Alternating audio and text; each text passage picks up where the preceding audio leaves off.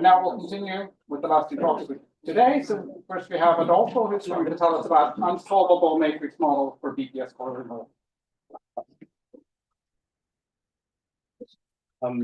Thank you. So thanks for the invitation, and I'll tell you about a recent work that I had with one of our collaborators. So if you're interested, you can look at it. But there's also some previous work that is relevant for what I'll be talking about. Okay. So what's the context of what I'm going to be talking about? So before we start, I will say that even though I have in mind large n equals 4 super Young mills, I'm really not thinking about planar n equals 4 super Young mills. And if you haven't thought about this question, this might be a bit confusing. So usually there's some law in holography that there's a hierarchy of operators. For example, theories like n equals 4. So there's light operators. So for me, all the things that are accessible by integrability are light operators. So things like gravitons, KK mods, string mods. So these things have dimensions of order 1 and units of n, essentially. There's D-branes, there's giant operators that have dimensions of order n. So these are a bit peculiar. But really, more interestingly, there's these operators that have dimension of order n squared. So in the BPS case, these are usually bubbling geometries where if you hear people in holography, they'll usually talk about generic operators. They're heavy, so these are to black holes and so on. And I think really one of the most interesting questions about this model is to what extent we can solve this. Of course, if you want to solve the model generally, you will fail because we expect that this is generically chaotic model. So I think a simple question is, well, let's restrict ourselves to some place where we know what we're doing. So to computing protected observables. And once we understand what we're doing there, we can learn from our ancestors and do some kind of BMN expansion. Of course, this is the goal. I don't know how to do this. So let's talk about the simplest thing. So the first thing you learn about n equals to 4 is that there's these really nice half-repeated operators that we usually use as a starting point for everything. And usually when we learn about the planar limit, you think about these single trace operators. Now, once these operators get big enough, it really doesn't make sense to talk about just single trace operators. You really have to take into account all the multi-trace operators. So you could generate them by just multiplying the algebra of multi-traces, but these are not all independent. There's trace relations. So you have to, if you want to be very sort of honest about how you do your calculations, you have to find a basis that orthogonalizes everything. And this is some approach that people in the past have taken, particularly this was started by Jadiki and Gulam and Corley. Very nice paper. So for the UN theory, these operators happen to be short polynomials. I won't really be talking about these things, but it's nice to know. And this formalism is really good if you're talking about operators with definite charge. But if you want to do calculations at large n, or you want to set up some very general states, it's really kind of cumbersome to use this. Another approach that was taken in the past is to sort of formally diagonalize the matrix and somehow reduce everything in terms of eigenvalues. And it's known from a long time that if you do this sort of sacrilegious truncation and you throw away everything except for the zero mode of this complex matrix, you get a model that's essentially n free fermions in some harmonic oscillator protection. So this is not really valid. This is only a heuristic. But it sort of teaches us that at the large and large limit, you should really think of these states in terms of some kind of distribution. So these fermions will condense and they'll form some nice droplets. And to some state, you can associate some of that. Now, of course, these are words. And part of what I hope to tell you today is that these words can be made precise. So we can find operators that give a particular density, and we can do the opposite. You can get your favorite operator and find what kind of density it needs. Okay. So part of the motivation is that one of the nicest steps of holography, I think, is essentially the matching of these kinds of half VPS states in terms of its density to all of the half VPS solutions with type 2D supergravity. So this is a set of geometries that were studied by Lin and Marcella. So they look something like this. It's not very important, but the key takeaway is that this whole geometry is really specified by a single function. So theta potential, and its boundary condition is given by this density along some domain. So if you have seen this, you know what I'm talking about. If you don't, it's okay. But the key takeaway is that if you have a density, you can build a geometry, which means that if you want to find a state, that would be something else. So first, the solvable models. Okay, so the simplest thing you can study are 3-point functions. So it's known that these observables are not renormalized. So the structure constants are independent of coupling, and we can compute them with free theory. So usually people will say, well, that means that this is very trivial. There's really no dynamics, so why bother? And the real answer is that no, actually, there's a lot of interesting physics in the dependence on n. And beyond the half VPS cases, it will turn out that some of these correlators actually are related to very non-trivial models. Okay. So this is a very old subject. Basically, everything is known about 3-point function of light operators. So these are really just trivial. There's a lot of good work on correlators involving giant gravitons, and a couple of papers on heavy operators. So today I'll just give you the whole story for heavy operators, and also tell you some interesting results about correlators involving giant probes. Of course, if you want to see things for 3 heavy operators, go look at a paper, but I won't tell you. Okay.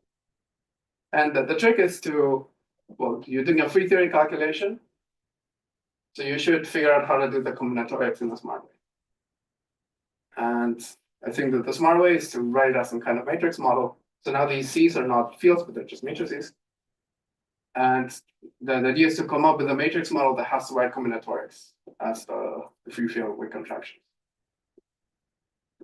So the main problem is you might think of writing some matrix model with C and C bar, and then some random operator with some other polarization, some O3 of this combination. But the problem you encounter is that these things have subcontractions. So somehow when you do this integral, you're overcounting. And the way you fix this is you define some kind of normal order version of this operator. We call this the Q transfer. And so once you do this, you can just validate this integral essentially. But this representation is really useful whenever the dimensions of O1 and O2 are of order n squared. And O3 I'll take to be something small or something that goes with that. Question? Yes. Sorry, what's Q doing? Or what is Q? The way you define this Q is with this integral. Yeah, it's little Q, the parameter. Yes. Oh, the little q is just keeping track of the R charge. So also, I'm not really looking at primary states. I will take linear combinations of VPS operators. So I don't have enough freedom to fix this polarization, essentially. So I have to keep track of different contributions.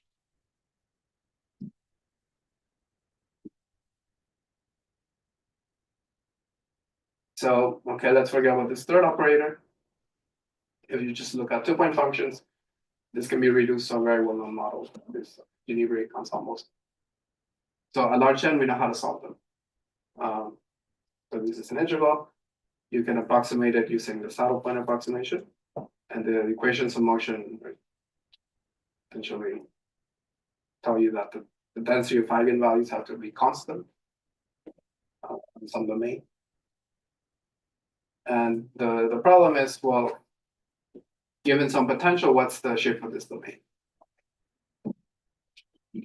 So this is. Is this a bit weird notation for integral equation? Yeah, so this is really the Green's function. And when you apply the Laplacian, this inverse Laplacian is just the Green's function. So yes, you're integrating with the Green's function. If you take the Laplacian equation, you're fine.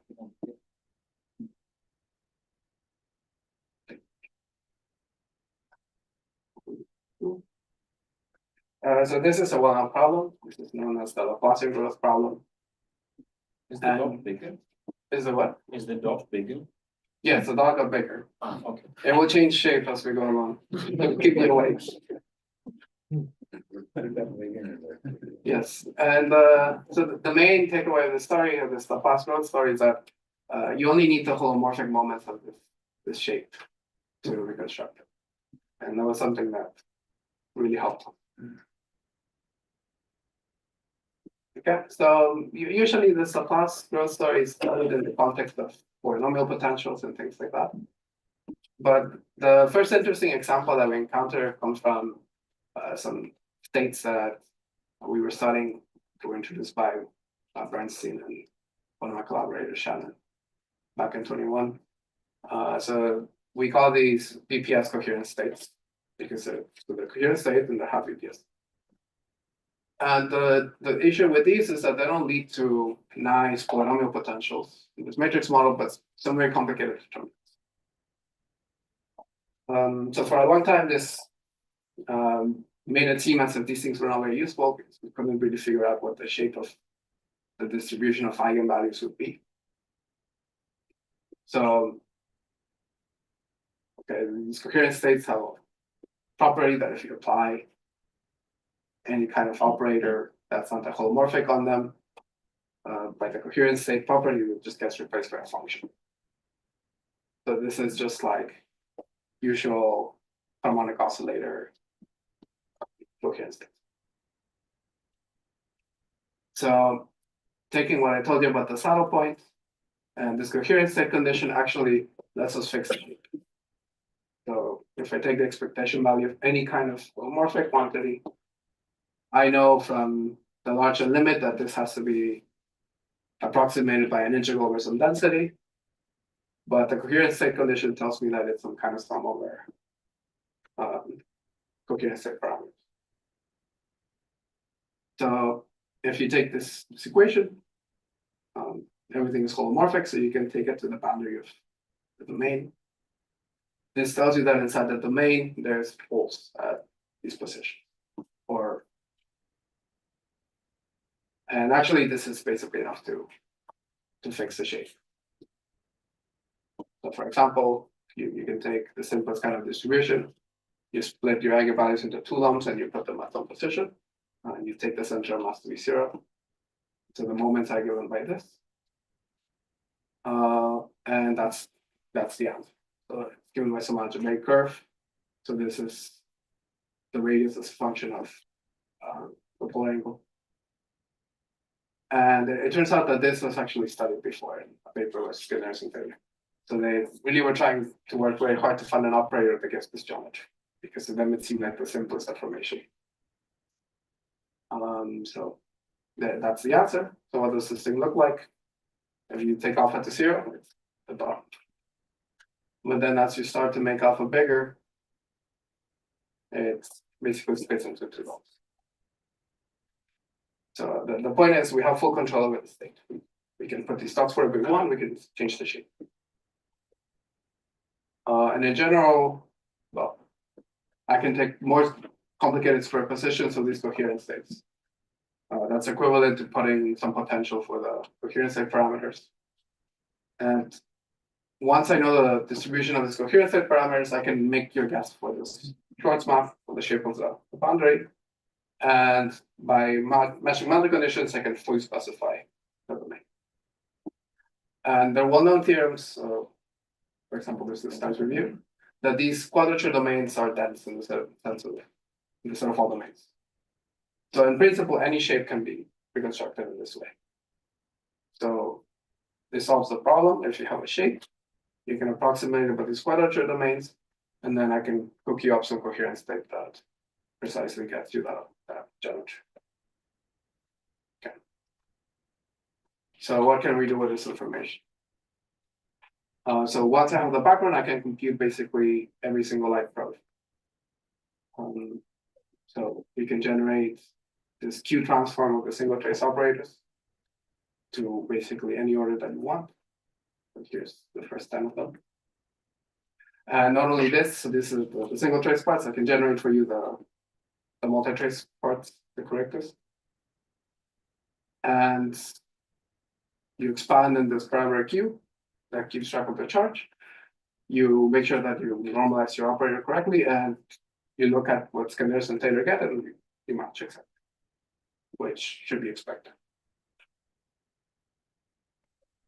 So we get exact agreement with supergravity, except that we did essentially a tenth of the work, I would say. If I'm kind of honest about this calculation, they only managed to compute this up to operators of dimension 4. And after that, these things get prohibitively difficult. But from the matrix model side, you see that there's some kind of clear structure. So clearly there's something here. And doing the calculation in the most sort of brute force way really doesn't manifest this structure. Clearly, there's some connections to quadratic Spencer gravity and things like that, but I will not elaborate too much on it. Okay. So just the last thing I'll tell you. So single trace operators are kind of boring. I can upgrade the probe to be a determinant, for example.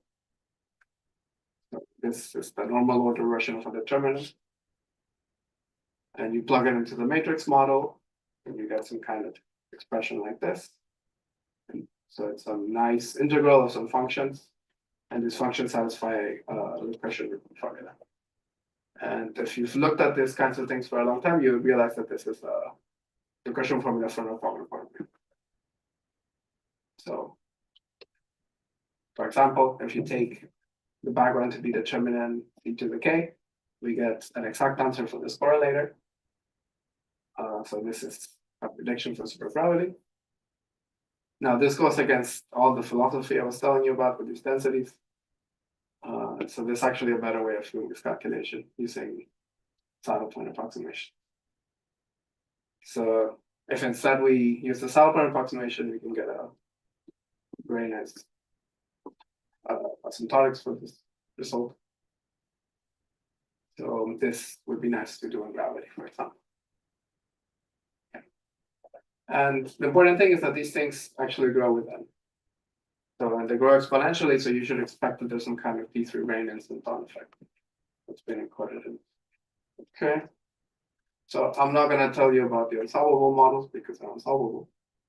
But the punchline is that there's an analog story for quarter BPS operators. And you try to push the crank and you immediately land at basically a real lattice gauge theory model that you can't solve. We started this very hard. We cannot make sense of it. But that takes away this. So to conclude, so these VPS coherent states are very nice, and they allow you to control the whole parameter space of half VPS backgrounds. You can do a lot of computations very efficiently that you couldn't do before. A lot of these results you can actually take as seeds for localization calculations, which for functions. Yes. Yeah, you can look at the paper and stuff. Again, you can ask me about this model. I can tell you. And of course, I think underlying this whole thing, there's a nice sort of integrable topological gravity story related to the formations of Mokokawi House and so on. But no one really knows how to make this connection clear. So what do you mean by seeds for localization?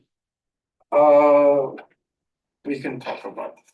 So when you do calculations in this Boston matrix model, one of the issues that you face is that you need to remove order operators. Right. So you need so when you compute operators on S4, they're not the same as operators on the plane. Right. So people usually have to do this Gram-Schmidt orthogonalization. Basically, what this Q transform is doing this for free. So if you have these, you don't need to do the Pestle matrix model. You just take this. And I think that's all.